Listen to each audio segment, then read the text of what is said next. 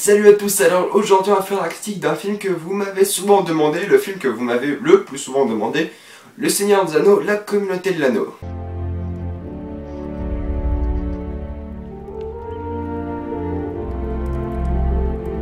Alors si vous n'avez pas vu Le Seigneur des Anneaux, la version courte c'est allez le voir, sinon bienvenue parce qu'on va parler spoiler toute cette vidéo. Le film commence avec cette présentation de l'anneau et de Sauron qui est le grand méchant du film, et ensuite on a 30 minutes de pur plaisir parce qu'on se retrouve dans la comté.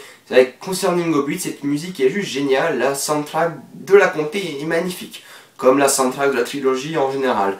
Alors là on voit que les hobbits sont des gens paisibles, ils n'ont rien à faire du Mordor, de quoi que ce soit. Les hobbits sont comme ça, Bilbon est comme ça, tout le monde est comme ça. Gandalf s'aperçoit que Bilbon a l'anneau, il lui dit de le laisser chez lui, et Frodon va donc le procurer. Donc Gandalf donne rendez-vous à Frodon à une auberge, et donc Frodon y va avec Sam, Merry et Pippin. Pas beaucoup de personnes en parlent de cette scène, mais la scène des Nazgûl. Vous savez, les Nazgûl, c'est ces 9 Terminators de la Terre du Milieu.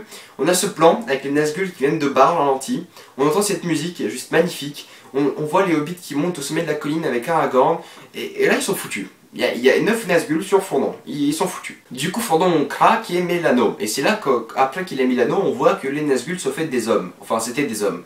Et on voit que l'anneau a un pouvoir de corruption sur à peu près tout le monde. Gandalf a fait se faire corrompre, Saruman s'est fait corrompre, Gollum s'est fait corrompre, Bilbo s'est fait corrompre. Et plus tard il y aura plein d'autres personnes. Et du coup ils arrivent ensuite à Rivendell où il y a le conseil d'Elrond. Alors là on va faire connaissance d'un personnage extrêmement important pour la trilogie. Du moins pour le premier film, c'est Boromir. Boromir est le premier à dire pourquoi est-ce qu'on n'utilise pas l'anneau. Hein, les gens de Gondor en ont besoin, pourquoi est-ce qu'on l'utilise pas? Alors il y a Gandalf qui se lève, il y a ces nuages sombres derrière lui, il commence à parler la langue du Mordor. Et il dit, il n'y a qu'un seul moyen, c'est détruire l'anneau. Et pour détruire l'anneau, cet anneau qui va être récupéré, il faut l'emmener chez son maître et le détruire. Oui, c'est un peu une mission suicide, c'est vrai, bah c'en est une en fait. On a la communauté de l'anneau qui se forme, on a Aragorn, Gimli, Legolas, Boromir, Sam, Merry, Pippin, Frodon et Gandalf. Il y a un moment, Elrond dit à peu près tout le monde, vous n'êtes pas obligé de suivre Frodon. Si vous voulez, vous pouvez faire marche arrière. Mais non, ils vont tous le suivre. Ils ont pas parlé du Kraken, je trouvais ça dommage, c'est à cause de lui qu'il rentre dans la mine de la Moria. Bon, c'est pas trop grave dans l'ensemble, mais voilà, je pense qu'ils auraient pu approfondir ce petit sujet-là, moi ça m'intéressait. Je sais même plus si le Kraken est dans le livre, faudrait que je le relise vite fait ce passage. Oh, je sais plus s'il y est. Enfin bref, ils arrivent dans la mine de la Moria, ils sont attaqués par des orques, des trolls, ils arrivent sur le pont de Khazad-dûm. Et là, il y a le Balrog. Le Balrog, c'est la créature dont tout le monde a peur, et Gandalf aussi. Quand Gandalf a peur de quelque chose, tu sais que t'es dans la merde. Voilà. Et Gandalf fait face au Balrog sur le pont de Khazad-dûm, et là c'est la scène préférée. Gandalf dit les mots que tout le monde connaît, bien évidemment, et ensuite il continue à se battre avec le Balrog, il fait tomber le Balrog, et là il se fait attraper par le Balrog. Alors là, au début, je me suis dit, est-ce que Gandalf s'est fait Boba Fett? Pour ceux qui se demandent ce que c'est de se faire Boba Fett, c'est quand t'es un personnage super stylé et que tu te fais démonter comme une merde. Je sais, Boba Fett n'est pas mort dans Sarlacc, mais dans le film, il est mort. Et pour ceux qui se demandent, non, Gandalf s'est pas fait Boba Fett parce qu'il revient après. Et là, on a cette scène, il y a Frodon qui commence à crier, non, il y a tout le monde qui veut rester avec Gandalf, mais Gandalf est tombé et ils sont tous tristes. Et il y a cette magnifique musique derrière, encore une fois, merci Howard Shore. C'est émouvant comme scène, c'est magnifique. Pendant que Gandalf level up dans le donjon, ils sont plus cuites. Ils arrivent à Lothlórien, on a cette scène avec le miroir. Frodon voit tout ce qui va se passer dans le futur. Il voit les hobbits qui sont esclaves, ils sont fouettés, les orques ont plus le contrôle du monde, Mordor a plus le contrôle du monde plutôt, et c'est la merde. Et là t'as Galadriel qui se fait corrompre par l'anneau pendant 5 secondes. Et là tu dis l'anneau a fait corrompre l'une des elfes les plus puissantes de la Terre du Milieu. Et c'est perturbant.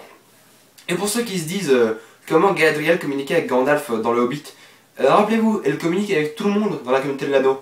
Ils parlent tous par la pensée avec ceux de la communauté de l'anneau. Oubliez pas ça. Parce qu'il y a des gens qui disent depuis quand Galadriel peut parler via les pensées.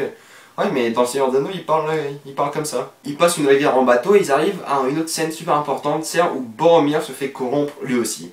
Ce film, c'est vraiment que de la corruption. Hein. Ce film, c'est plutôt... C'est comme le pilote d'une série, vous savez, le film qui met toutes les bases. Bah ça, c'est le Seigneur des Anneaux. C'est 3 heures de posage de base. Et là, Boromir se fait corrompre, il dit Frodon, donne-moi l'anneau, c'est pour Gondor, tu es un hobbit, tu es un demi-homme, tu peux pas le faire. Et Frodon craque encore une fois, il met l'anneau, il s'en va. Et là Boromir commence à redevenir normal. Il dit qu'il était désolé, c'est l'anneau, et oui, c'est vraiment l'anneau qui l'a corrompu pendant ces quelques secondes. C'est pas une question de vais-je me faire corrompre, c'est une question de quand est-ce que je vais me faire corrompre. Et après on a encore une scène mythique avec Boromir qui se sacrifie pour sauver Merry et Pippin. Merry et Pippin se font enlever, Boromir se prend 3 flèches, combat comme un héros, on a encore une fois cette musique. Et bien évidemment ensuite on a les dialogues entre Boromir et Aragorn. Ce film pose les bases des dialogues entre les personnages. Ce film pose les bases des relations entre personnages. Côté relations entre personnages, on a rarement eu mieux comme film. Les personnages sont tous importants, pas dans le sens scénaristique, mais dans le sens du dialogue, dans le sens du scénario aussi, oui. Mais dans tous les sens du terme, les personnages sont importants. Ils posent les bases du thème de l'amitié, de l'aventure, du courage. Et ça, c'est magique de faire ça dans un film. C'est vraiment magique de ressentir des émotions comme ça pendant chaque scène. Quand on voit qu'après que Frodon s'est fait attaquer par le troll, il y a Merry et Pippin qui sautent sur le troll. Tout ça parce qu'ils veulent aider Frodon. Tout ça parce qu'ils sont amis avec Frodon.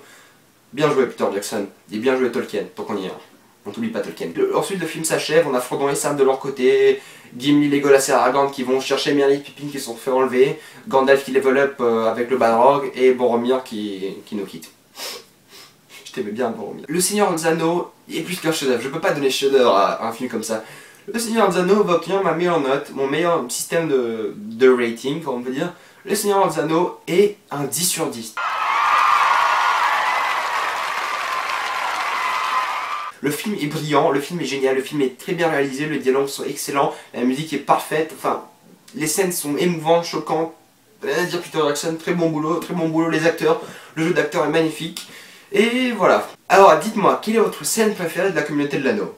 La semaine prochaine on s'attaque à Django Unchained, qui sort 16, donc mercredi prochain. J'espère que vous avez hâte de le voir, moi j'ai très hâte de voir ce film. Je vous dis à une prochaine fois, abonnez-vous pour plus de vidéos chaque semaine, je vous dis à une prochaine fois, et salut à tous.